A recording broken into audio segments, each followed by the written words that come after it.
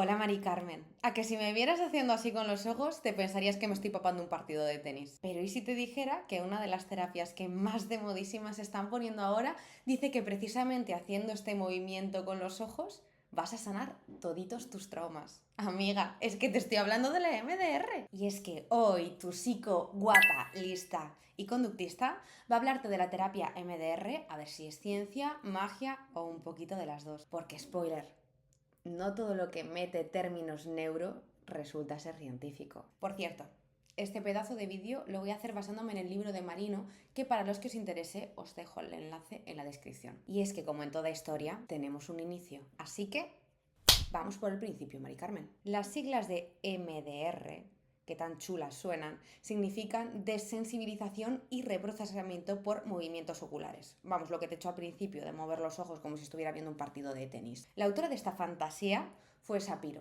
que en los años 80 se estaba dando un paseíto por el bosque pensando en sus rayadas mentales y se dio cuenta de que si movía los ojos como jugando al Tetris, al mismo tiempo que pensaba en estas cosas que eran desagradables, se sentía un poquito mejor. De hecho, os dejo por aquí el texto en el que literalmente ella cuenta cómo se dio cuenta de que mover los ojos de repente era milagroso. Esto suena absolutamente a ciencia ficción. De hecho, yo la primera vez que lo escuché me recordó a la película de Lucy, esta en la que una tía se mete de drogas hasta las trancas, de repente empieza a utilizar el 100% del cerebro y desarrolla unas habilidades estratosféricamente mundanas, le mete 27 patadas voladoras aéreas a 40 tíos y se va tan ancha por la vida. Lo que pasa es que Shapiro se lo creyó. Y es que podía haber vivido esto como una experiencia chula. Como la gente que de repente cree ver a Jesucristo en una tostada y se lo cuenta a todos sus colegas. Que tú ves a Jesucristo, tu colega a Darth Vader y el vecino de enfrente al Pato Donald. Y os echáis unas risas.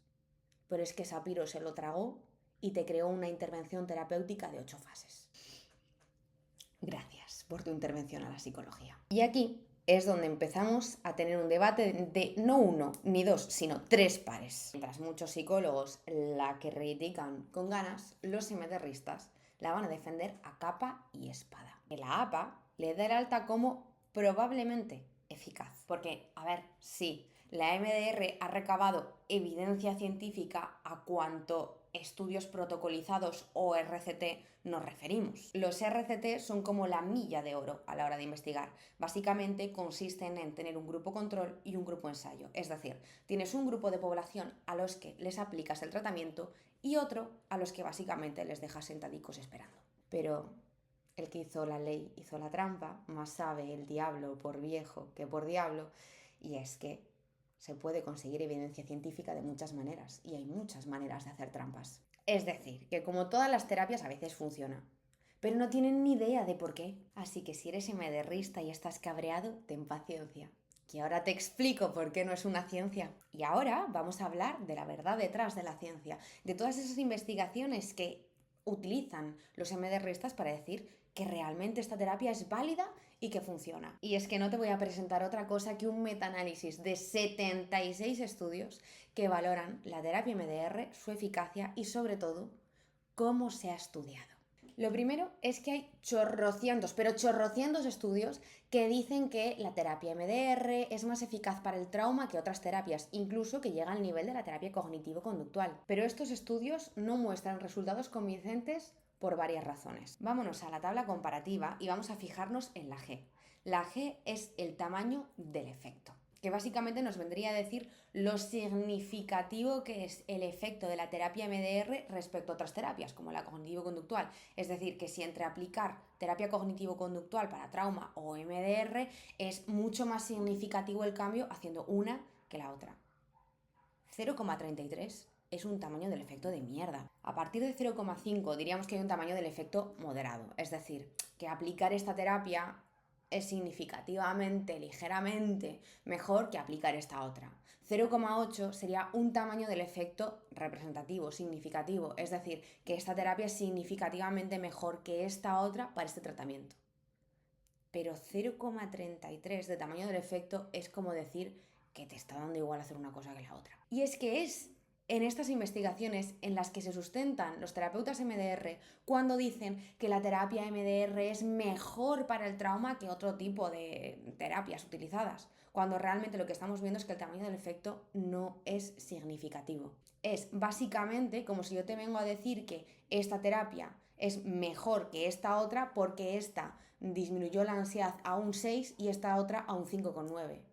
Mari Carmen, ¿en serio? Vamos ahora con la I cuadrado, que nos habla de la heterogeneidad de los estudios que se utilizaron para el metaanálisis. Cuando juntas muchísimos estudios sobre el mismo tema, porque estás haciendo un metaanálisis, esperas que la heterogeneidad sea baja, es decir, que tengas resultados muy similares entre ellos, porque están estudiando lo mismo. Para que tú me entiendas, cuanta menos heterogeneidad, mejor. Entre 0 y 25% tendríamos una heterogeneidad muy baja, que realmente sería lo ideal.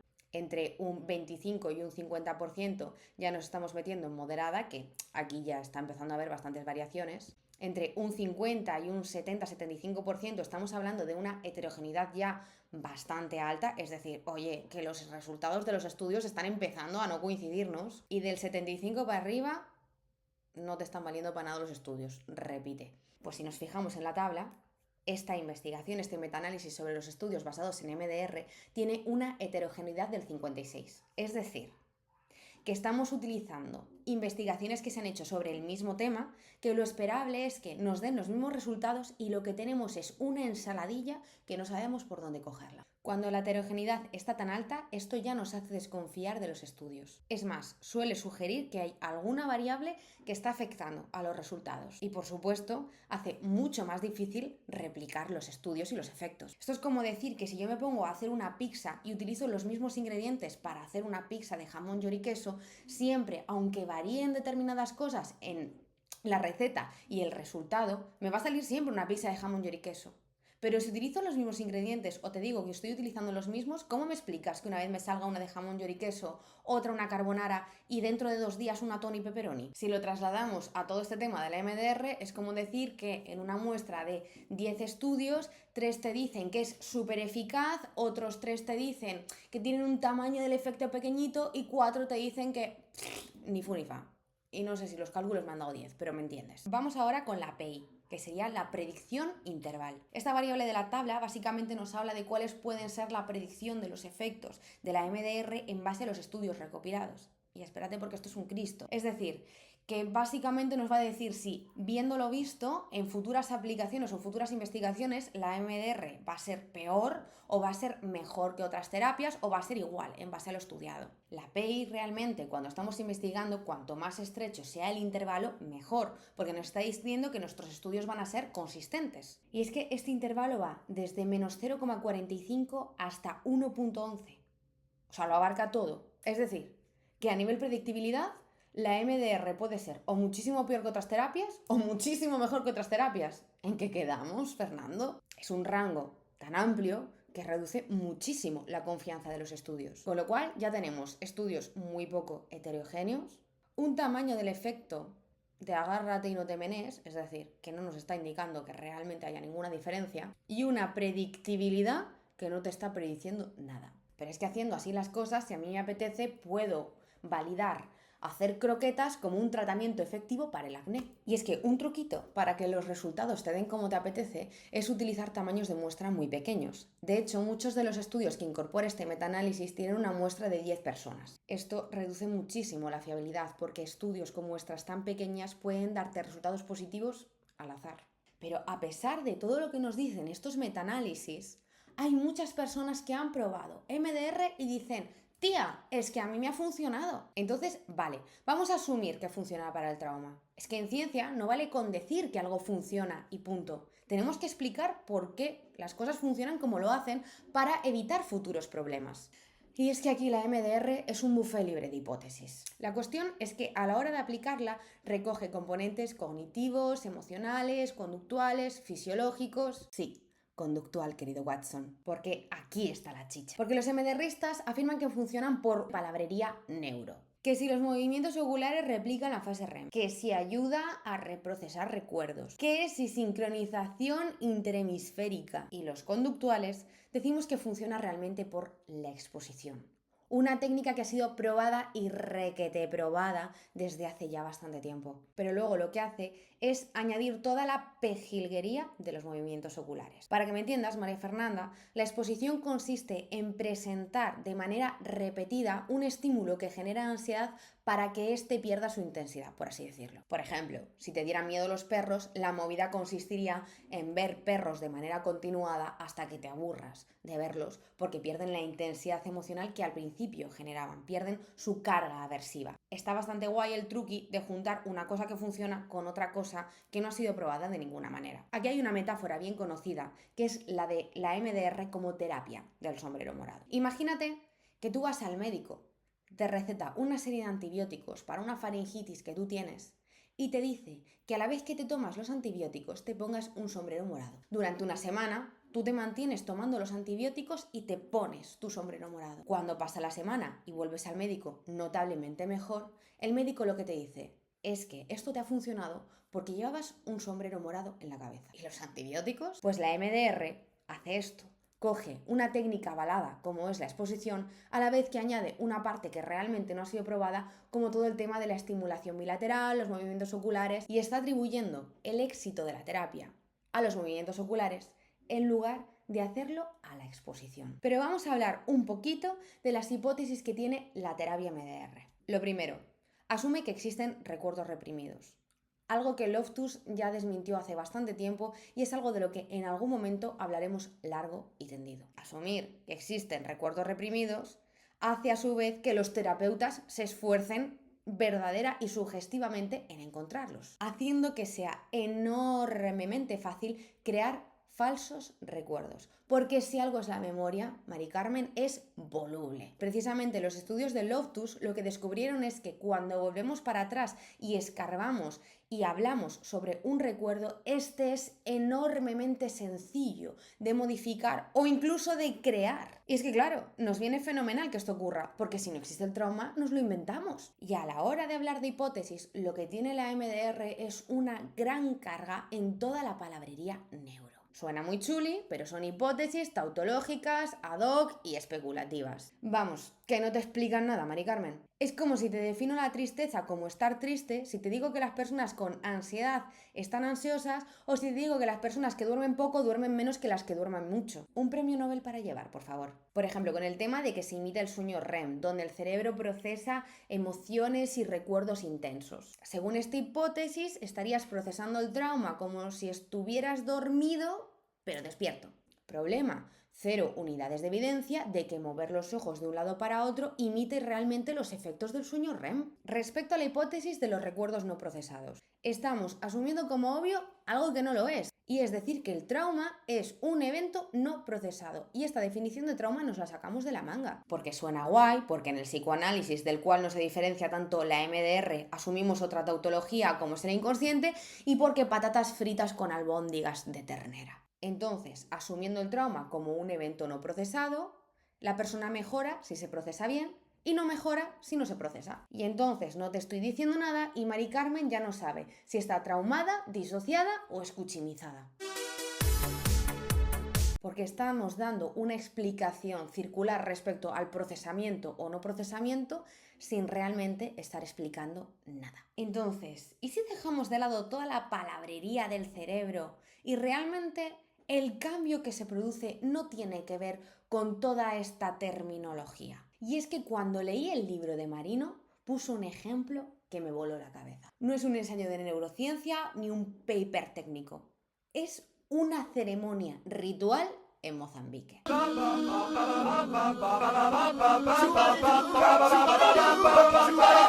La cuestión es que una antropóloga que va para allí observa cómo después de una guerra brutal, una mujer que ha perdido toda su familia participa en una ceremonia ritual comunitaria. Allí cantan, bailan, hacen una especie de simbolismo con respecto al renacer y toda la comunidad participa. Y te preguntarás, ¿qué tiene que ver esto con la MDR?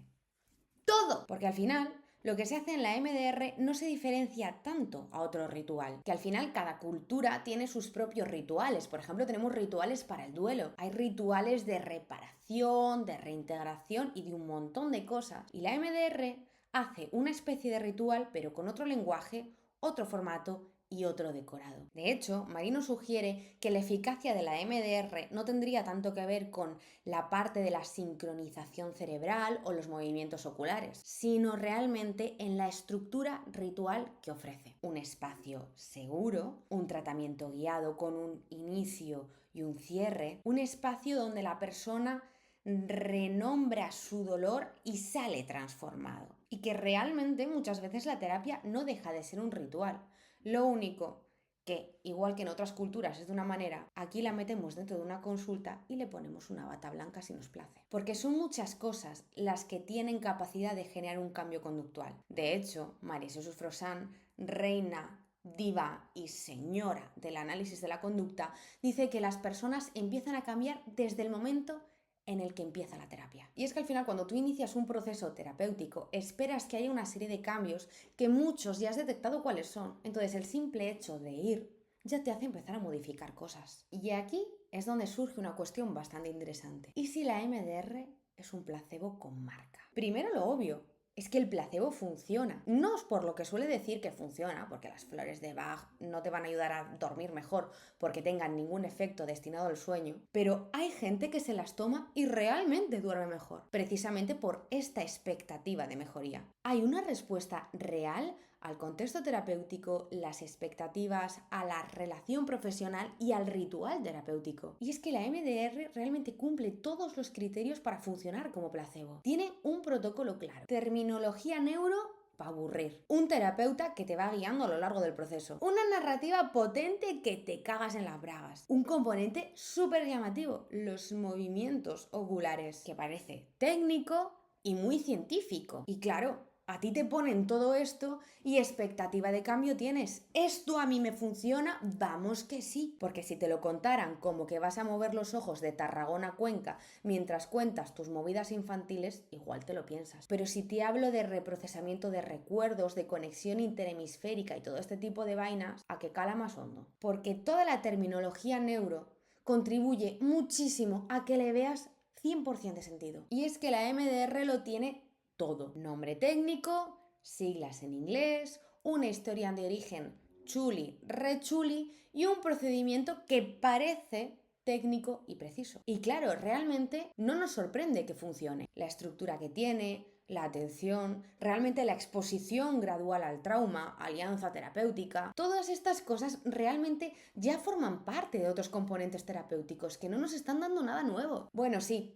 el papel de los movimientos oculares. Lo único que realmente sigue sin quedar claro. El problema de que funcione como placebo no es que esté mal, porque realmente el placebo bien utilizado, bienvenido sea. Si a mí una persona en consulta me dice que está durmiendo mejor con las flores de Bach, ¿voy a ser yo quien se las quite? No. El problema es no saber por qué funciona realmente. Aplicarlo sin conocimiento, porque entonces extendemos la MDR a cualquier cosa y sin evidencia. Y el problema también está en deslegitimar otras terapias más simples, menos vistosas o menos marketineras, pero que son igual o mucho más eficaces que esta. Pero ¡ja!, es ciencia porque tiene siglas y cerebro y cosas. Entonces, ¿funciona la MDR? Sí, pero lo que funciona con MDR también funciona sin MDR. Y sí, porque realmente cualquier terapia puede funcionar, que esto al psicoanálisis también le pasa, ¿eh? Pero el problema es que no funciona por lo que dice que está funcionando. Y como no tenemos ni puñetera idea de por qué funciona, la aplicamos como si estuviéramos disparando con una escopeta de perdigones. Tú tira, que alguna bala irá dando en el blanco. ¿Te puede ayudar? Sí. ¿Puede no hacerlo? Es lo más probable. Y aquí viene mi punto. En lugar de seguir tirando de palabras como memoria no procesada, relación interhemisférica, que suenan muy elegantes, pero están explicando muy poco, vamos a dejarnos de neurocuentos y volver a lo que sabemos que sí funciona: el análisis de la conducta. Que desde la psicología científica, desde el análisis experimental, podemos saber cómo la conducta se adquiere, se mantiene y se modifica. Y podemos hacerlo sin necesidad de fantasmas cerebrales o misticismo con siglas. No necesitamos que el trauma esté atrapado en una red neuronal mágica para saber que evitar hablar de él suele hacer que empeore. Ni tampoco hace falta invocar al hemisferio derecho para saber que si me expongo gradualmente a lo que temo, esto cambia mi relación con el evento. En definitiva, por esto y por mucho más que probablemente me quede por decir, la MDR es pseudociencia. Es un caballo de Troya que parece científico, pero te lo están rellenando de magufadas. Y es que coger algo pseudocientífico y hacerlo pasar por neuro, por eficaz y cargarlo de evidencia científica resulta hasta cruel. Así como lo es presentar este tipo de estudios como certeros, ver trauma por todas partes, como ya pasó con la Dana o cada vez que hay una catástrofe, y vender formaciones carísimas y de tropecientos niveles para certificarte como terapeuta MDR. Así como que ahora te exijan tenerla para trabajar en casi cualquier parte. Porque la MDR es una moda tremenda que ha inundado todo el panorama psicológico. Porque no solo ha seducido a los consultantes, sino que también a los propios psicólogos. Porque solo puede hacer MDR aquel que está certificado.